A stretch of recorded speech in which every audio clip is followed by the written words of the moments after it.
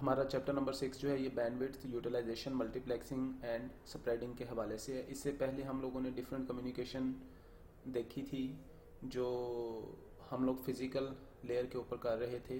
तो इसमें हम लोग देखेंगे कि बैंडविड्थ को यूटिलाइज किस तरह से किया जा सकता है थ्रू मल्टीप्लेक्सिंग एंड स्प्रेडिंग।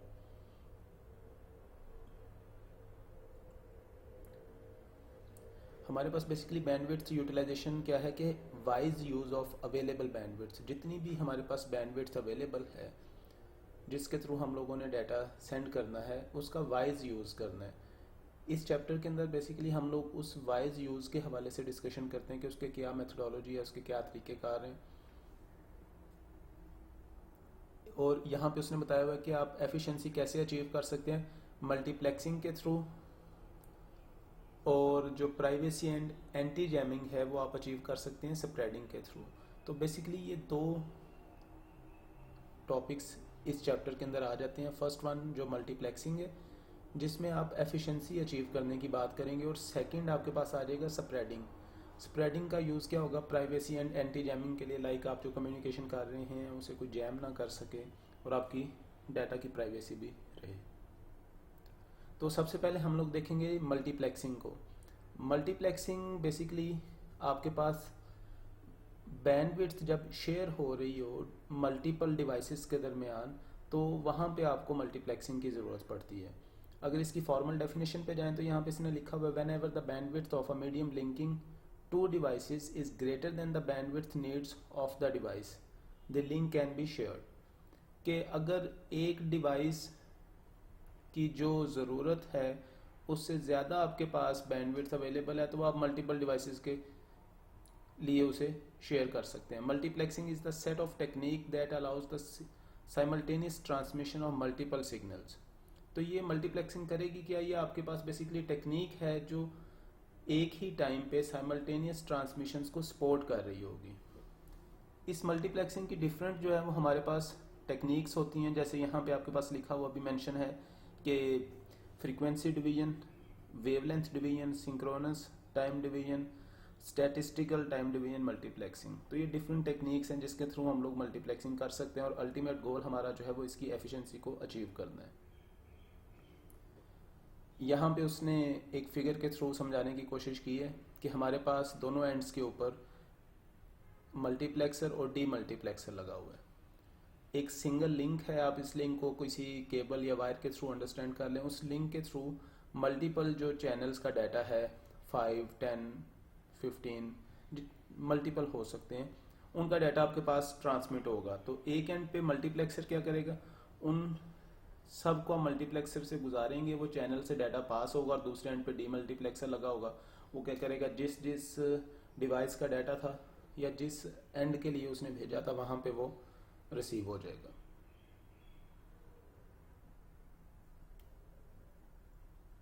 फिर हमारे पास जी कैटेगरीज आ जाती है मल्टीप्लेक्सिंग की।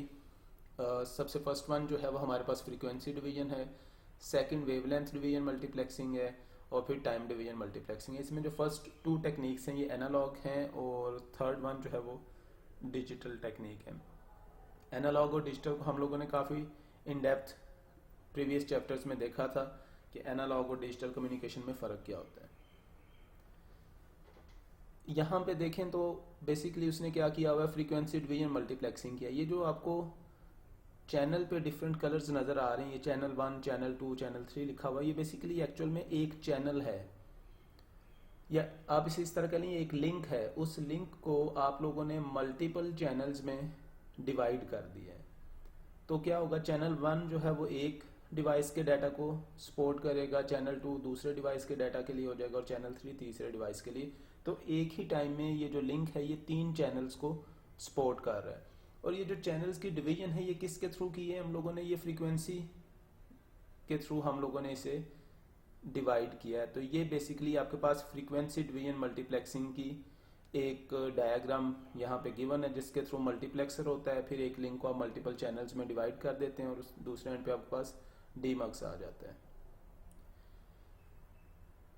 FDM is an analog multiplexing technique that combines analog signals। तो ऑलरेडी हम लोगों ने देखा है कि जो दो मल्टीप्लेक्सिंग की टेक्निक्स हैं FDM और जो वेवलेंथ डिवीजन मल्टीप्लेक्सिंग है, ये 2 एनालॉग हैं, और थर्ड वन जो है वो TDM जो टाइम डिवीजन मल्टीप्लेक्सिंग है, वो हमारे पास डिजिटल सिग्नल्स के लिए होती है।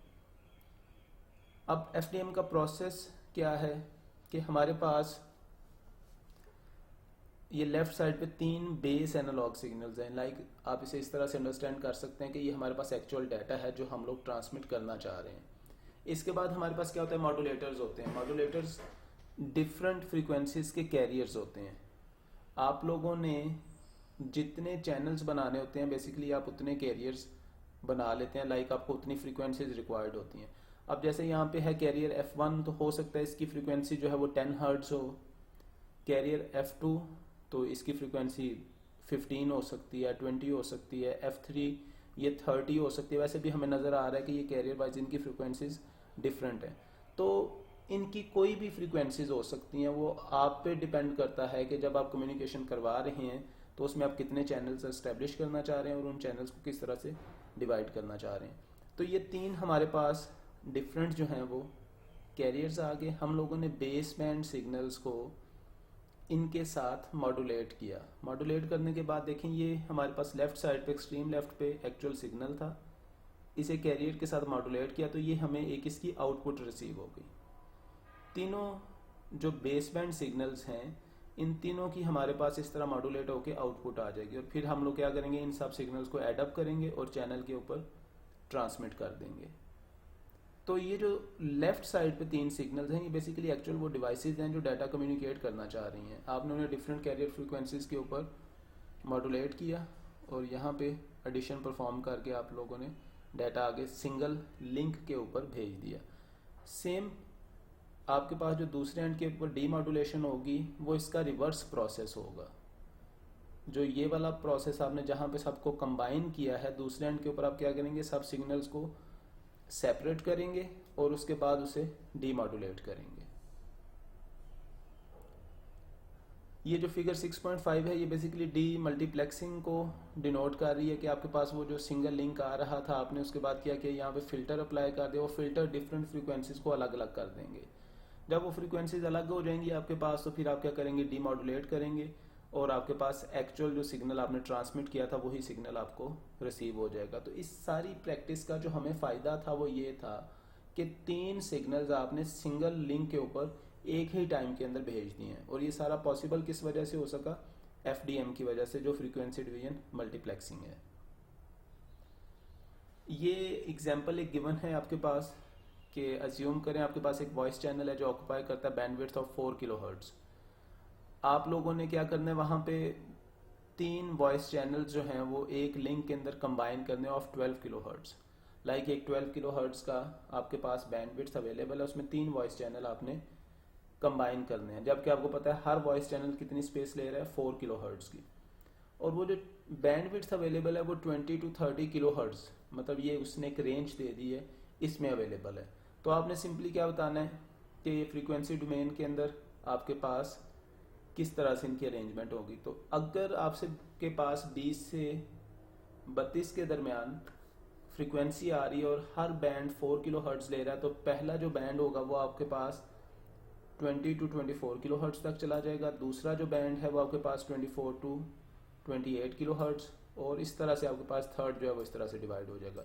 तो बेसिकली वो जो 3 वॉइस बैंड्स हैं वो इस तरह से हम लोगों ने इस रेंज के अंदर प्लेसमेंट उनकी कर दी। यहाँ पे देखेंगे तो उसी एग्जांपल को उसने फिगर के थ्रू डिनोट किया है कि हमारे पास लेट्स से ये 3 टेलीफोन्स थे। वॉइस चैनल की वो बात कर रहा था तो वॉइस फ़ोन के थ्रू जाएगी। अब हर वॉइस चैनल जो है वो 0 से 4 किलोहर्ट्ज़ का बैंड था। ये जो blue, pink and green colour आपको नज़र आ रही है बेसिकली बैंड्स को डिनोट कर रहा है। इसके बाद हम क्या करते हैं, इन्हें मॉड्यूलेट करते हैं। मॉड्यूलेट, अगर आपको इससे पहले वाली फिगर याद हो तो वहाँ पे बेसिकली हम लोग मॉड्यूलेशन इस तरह से परफॉर्म कर रहे थे कि डिफरेंट कैरियर फ्रीक्वेंसीज थी और उन कैरियर फ्रीक्वेंसीज को हम लोगों ने बेसिकली बेस बैंड सिग्नल के साथ मल्टीप्लाई किया था।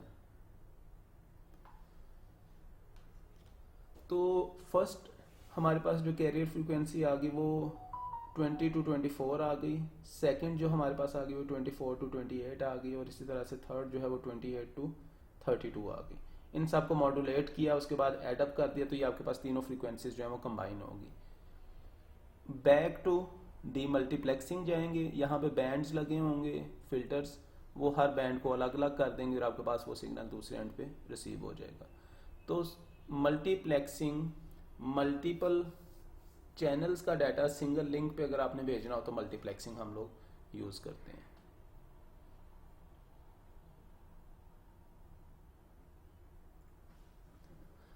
फिर हमारे पास ये एक और एग्जांपल आ जाती है। इस एग्जांपल में हम बता रहे हैं कि 5 channels each with 100 kilohertz bandwidth are to be multiplexed together.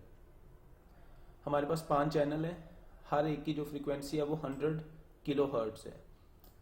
एक तो हमें ये पता चल गया कि अगर हर एक बैंड की 100 किलोहर्ट्ज है और 5 हैं तो हमें 500 किलोहर्ट्ज तो चाहिए होंगे।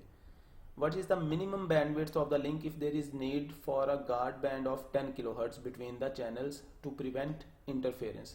आमतौर पे क्या होता है, जब हम लोग फ्रीक्वेंसीज को कंबाइन कर रहे होते हैं तो इनके दरमियान में एक गार्ड बैंड लगाते हैं जो बेसिकली इन फ्रीक्वेंसीज को अलग अलग रखता है ताकि इनकी इंटरफेरेंस ना हो। तो यहाँ पे वो कह रहा है कि आप लोगों ने गार्ड बैंड जो है वो यूज़ करना है 10 किलोहर्ट्ज का। हमारे पास जो टोटल चैनल्स थे वो 5 चैनल्स थे।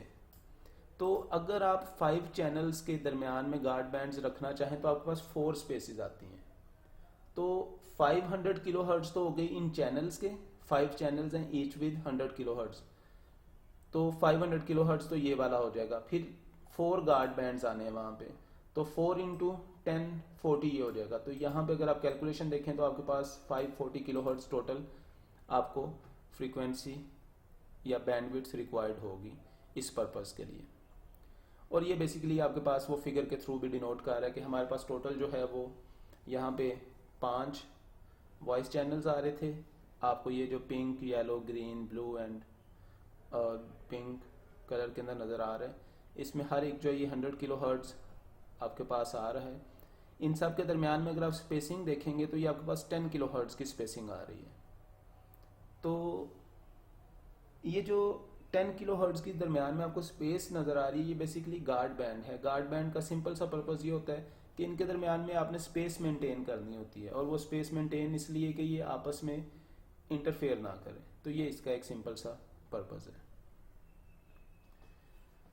हमारे पास एक और एग्जांपल गिवन है, 4 data channel digital each transmitting at 1 Mbps, use a satellite channel of 1 MHz, design an appropriate configuration using FDM।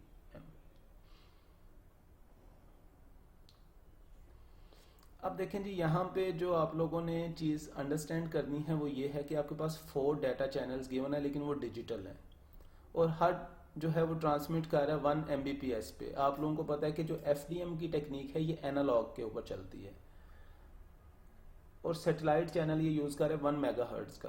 तो यहाँ पे अगर इसके सोल्यूशन पे जाएं तो एक तो आपने ये चीज़ देखनी है, सैटेलाइट चैनल इज़ एनालॉग। हम लोग क्या करते हैं, इसे डिवाइड कर देते हैं 4 चैनल्स में। लाइक वो जो आपके पास 1 मेगाहर्ट्ज़ है, इसे आप लोगों ने 4 चैनल्स में डिवाइड कर दिया। अगर आप 4 चैनल्स में डिवाइड करेंगे तो वो हर एक आपके पास 250 किलोहर्ट्ज़ बैंडविड्थ का आ जाएगा। अब each digital channel of 1 Mbps is modulated such that each 4 bits is modulated to 1 hertz.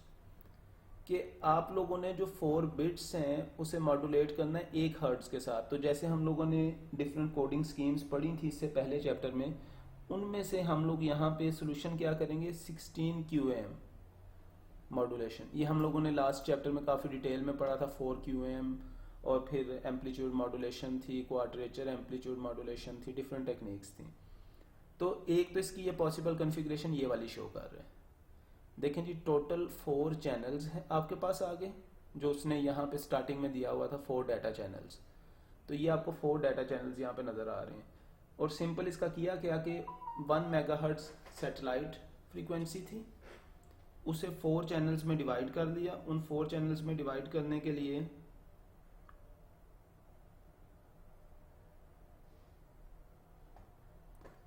यहाँ पे हम लोगों ने ईच जो है वो 250 किलोहर्ट्ज़ पे आ गया, और यहाँ पे दरमियान में हम लोगों ने 16 QAM। तो ये आपके पास FDM इस थ्रू से अप्लाई हो जाएगी।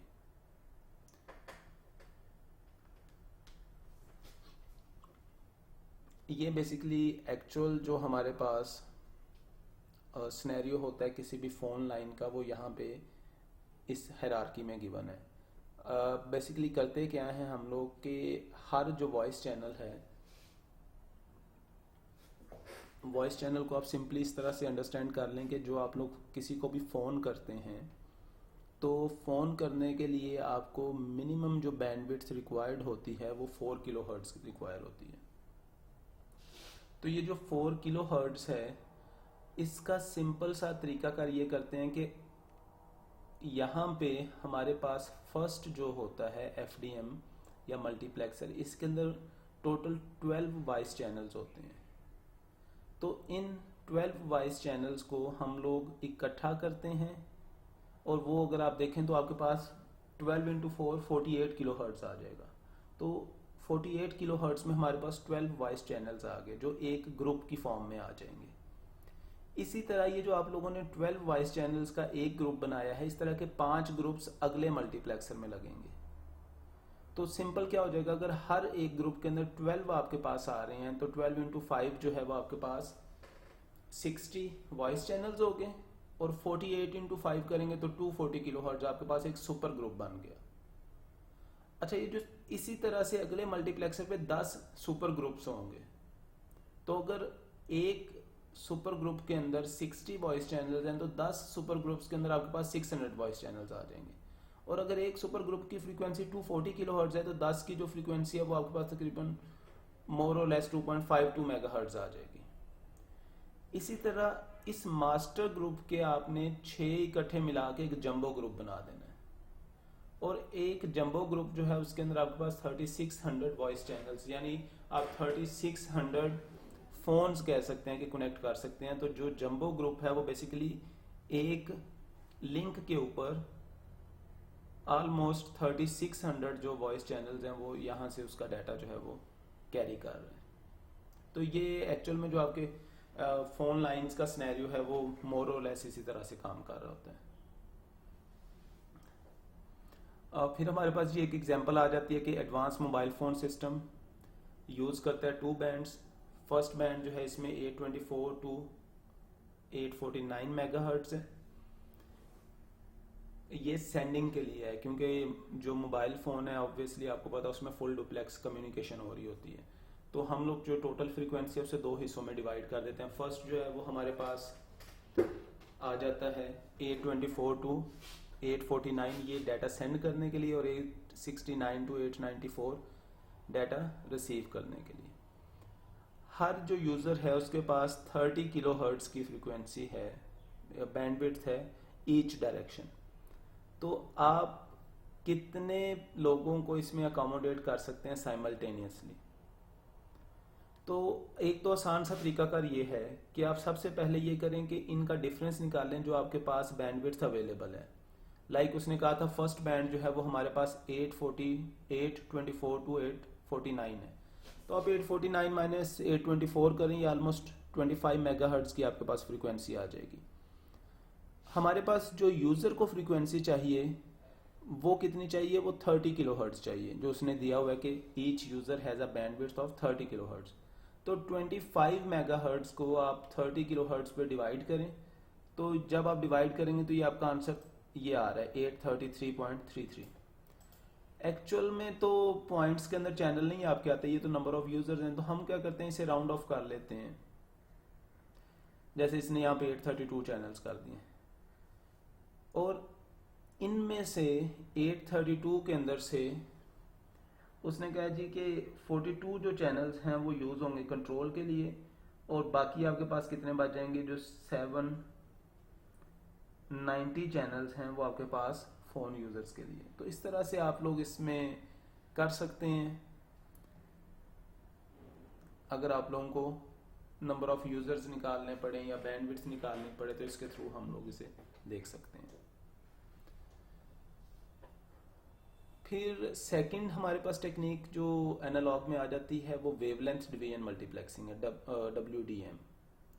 तो WDM के अंदर अगर आप लोग देखें तो ये डिफरेंट वेवलेंथ्स हैं। इन वेवलेंथ्स को हम लोग कंबाइन करते हैं और दूसरे एंड के ऊपर उसे क्या कर देते हैं, डीमल्टीप्लेक्स कर देते हैं।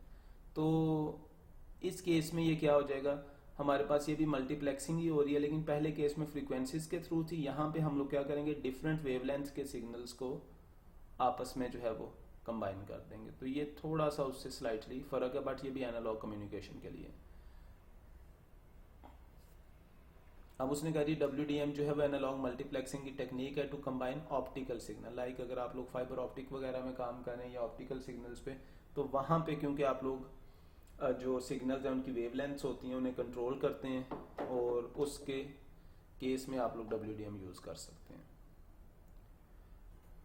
जैसे यहाँ पे देखिएगा जी, इसकी वेवलेंथ उसने सिंपल क्या, ये जो प्रिज्म हमारे पास जो होता है, जो डिफरेंट एंगल्स जनरेट करता है, उसके अकॉर्डिंगली आपके पास डिफरेंट वेवलेंथ्स आ रही हैं। तो वो प्रिज्म क्या करता है कि अगर आप लोग कभी उसे सनलाइट में या किसी लाइट के आगे प्लेस करें तो वो डिफरेंट वेवलेंथ्स को अलग अलग कर देता है। अक्सर हम लोग इसे एक्सपेरिमेंट के तौर पे भी करते थे। तो ये इस तरह से हमारे पास ये सारी वेवलेंथ्स को कंबाइन एक एंड करेगा, और दूसरा एंड क्या करेगा, उन वेवलेंथ्स को अलग अलग कर देगा। फिर थर्ड जो हमारे पास टेक्निक थी, ये TDM की टेक्निक थी, और TDM टाइम डिवीजन मल्टीप्लेक्सिंग की टेक्निक है। इस टेक्निक के अंदर हम लोग क्या करते हैं, ये डिजिटल डाटा, आप लोगों ने याद रखना है कि ये डिजिटल डाटा के लिए टेक्निक है, और इस टेक्निक के लिए डिफरेंट वॉइस चैनल्स हैं, इसमें स्लॉट्स बना देते हैं जो सिंगल लिंक है। तो पूरा लिंक आपका यूटिलाइज हो रहा होगा, लेकिन एक टाइम में एक ही यूज़र जो है उस पूरे लिंक को यूटिलाइज कर रहा होगा।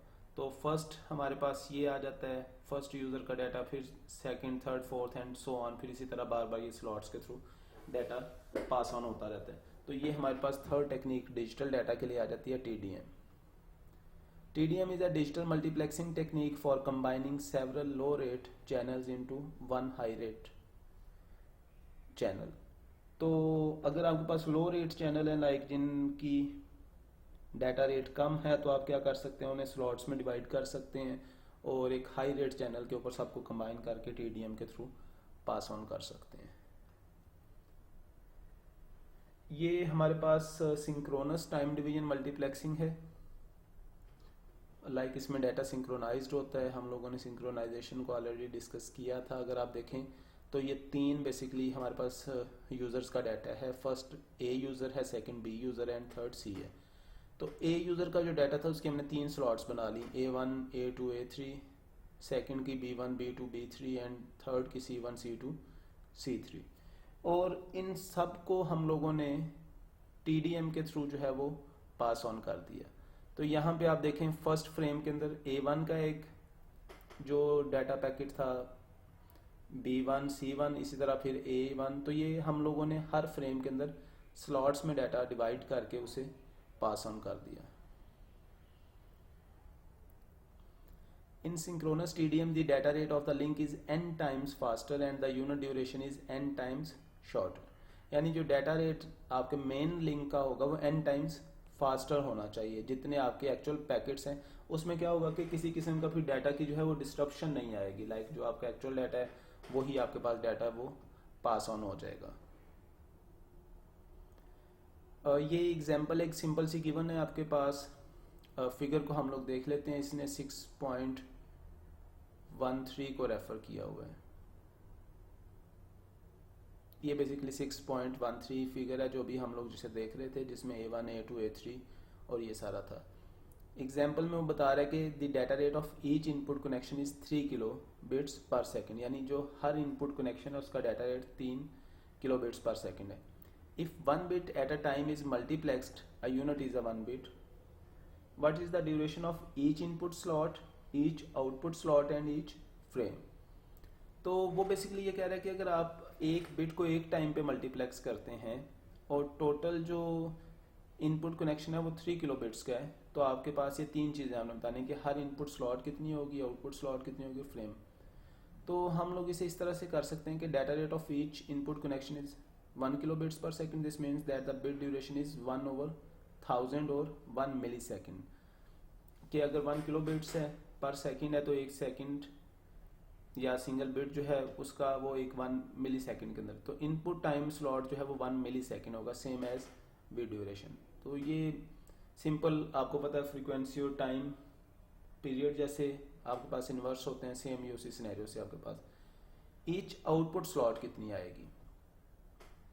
तो जो आउटपुट स्लॉट है वो आपको पता है 1/3, क्योंकि यहाँ पे 3 चैनल हैं और वो n टाइम्स होनी चाहिए, तो आपके पास वो आ जाएगी 1/3 मिली सेकेंड्स।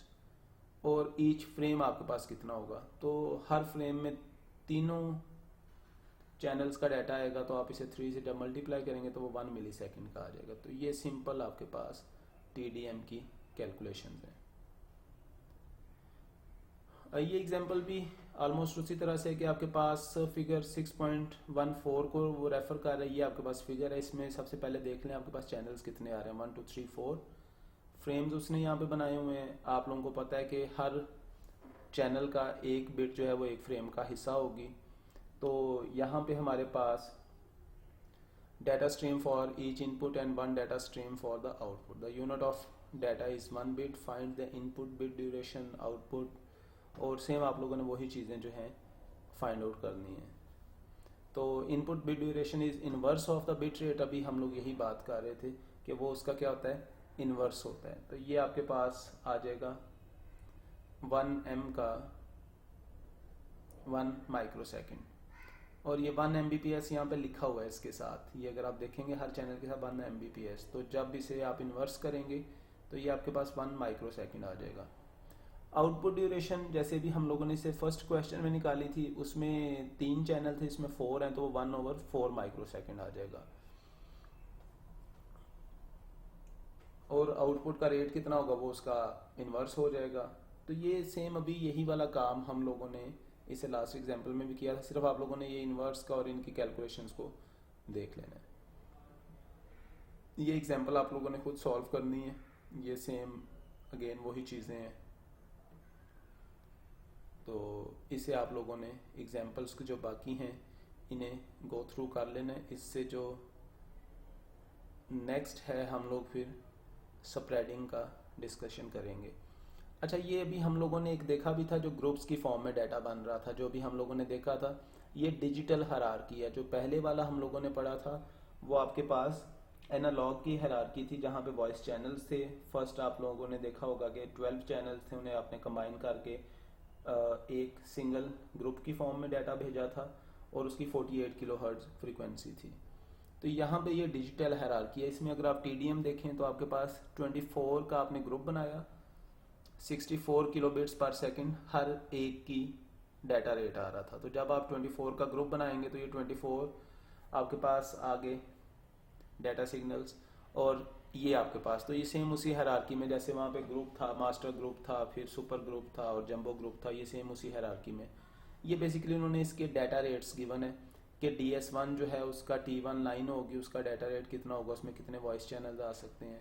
तो ये आप लोगों को चीज़ों का आइडिया होना चाहिए। इसकी वजह ये है कि जहाँ पे अगर आप डिस्कशन में जाते हैं कि T1 लाइन जो है उस पर कितना डाटा रेट हो सकता है, तो आपको पता होना चाहिए 1.544, और वॉइस चैनल तो आप एक चैनल का डाटा रेट भी निकाल सकते हैं। सिंपली क्या करें, 1.544 मेगाबिट्स को डिवाइड कर दें 24 से, तो आप एक चैनल का जो आपके पास डाटा रेट है वो फाइंड आउट हो जाएगा। तो ये हमारे पास इसी तरह से ये T1 का फ्रेम स्ट्रक्चर है। इसी तरह ये E लाइन का रेट है, इसमें देखें 2.048 मेगाबिट्स पर सेकंड इसका डाटा रेट है, और वॉइस चैनल कितने आगे 30, तो आप इसे डिवाइड करेंगे तो ये आपके पास आंसर आ जाएगा। तो ये मल्टीप्लेक्सिंग जो है ये हमारे पास यहाँ तक 3 टेक्निक्स आती हैं। इन टेक्निक्स को आप लोगों ने अच्छी तरह से एग्जांपल्स के साथ गो थ्रू करना है। इससे नेक्स्ट जो है वो हम लोग फिर इंशाल्लाह स्प्रेडिंग पे स्विच ऑन करेंगे। बट आप लोगों ने इन तीनों टेक्निक्स को अच्छे तरीके से गो थ्रू कर लेना। ये 3 जो टेक्निक्स हम लोगों ने देखी थी, FDM, WDM और TDM। पहली 2 याद रखना, ये एनालॉग के लिए, और जो थर्ड वन है ये डिजिटल के लिए। फर्स्ट के अंदर डिफरेंट कैरियर फ्रीक्वेंसीज होती हैं, सेकेंड में प्रिज्म के through different wavelengths find out कर लेते हैं और इसी तरह से उन्हें अलग भी कर लेते हैं। और जो डिजिटल है इसमें हम लोग डाटा की टाइम स्लॉट्स बना देते हैं। अगर 3 चैनल्स होंगे तो वो तीनों का थोड़ा थोड़ा डाटा पहले एक फ्रेम में चला जाएगा, फिर इसी तरह सेकंड फ्रेम में तीनों का डाटा जाएगा बिट्स की फॉर्म में। तो सबका ऑलमोस्ट इक्वल जो शेयर है वो इसके थ्रू पास ऑन हो जाता है। तो ये मल्टीप्लेक्सिंग की जो टेक्निक्स हैं ये इस तरह से वर्क करती हैं, और इनका जो मेन पर्पस है वो यही है कि बैंडविड्थ को आप लोगों ने एफिशिएंटली यूटिलाइज करना है। Thank you.